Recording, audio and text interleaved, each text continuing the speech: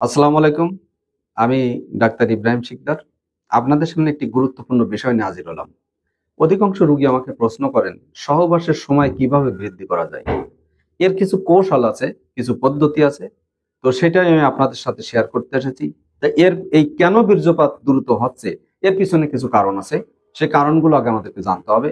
তার মধ্যে প্রধান কারণ রয়েছে যারা অতীত জীবনে অত্যাধিক মাত্রায় হস্তমৈথুন করেছেন, যারা অতিমাত্রায় রাত জাগরণ করেছেন, যারা পুষ্টিকর এবং মানসম্মত খাবার গ্রহণ করেন নাই, যারা ব্যায়াম, জিম, এক্সারসাইজ এগুলো করেন নাই, যারা জীবনের প্রত্যেকটা পদে পদে অনিয়ম করেছেন, তাদের ক্ষেত্রে সাধারণত এটা ঘটে।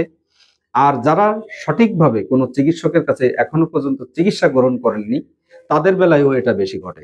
তো আমি তাদেরকে বলবো, প্রথম কথা পরামর্শ হলো যে আপনারা আগে চিকিৎসকের কাছে আসবেন। হোমিওপ্যাথিক চিকিৎসার মাধ্যমে এই দ্রুত বীর্যপাত রোধ করার সুন্দর পদ্ধতি রয়েছে। এটা চিকিৎসার মাধ্যমে কমপ্লিট করা যায়।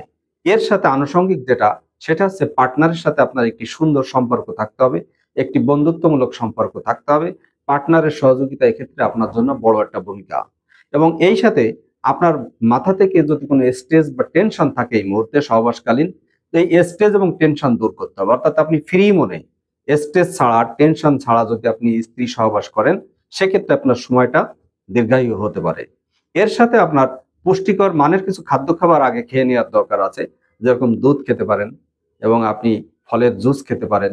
সেই সাথে আপনি খেজুর খেতে পারেন, কলা খেতে পারেন, ডিম খেতে পারেন। এগুলো যদি আপনি পূর্বে খেয়ে নেন এবং রেস্টের দরকার থাকে, আপনি যদি ক্লান্ত থাকেন, আপনি যদি কোনো বেশি পরিশ্রম করে আসেন, তাহলে আপনার রেস্টের দরকার। এগুলোর মাধ্যমে আপনি সুন্দর করে আপনি স্ত্রী সহবাসে আপনি সময় বৃদ্ধি করতে পারেন। সর্বশেষ পরামর্শ হলো যে হোমিওপ্যাথিক ডাক্তারের কাছে আসতে হবে এবং হোমিওপ্যাথিক চিকিৎসার মাধ্যমে ওষুধ খেয়ে আপনি এটাকে কমপ্লিট করতে পারেন। আপনার এই সমস্যা দূর হবে ইনশাল্লাহ। আসসালামু আলাইকুম।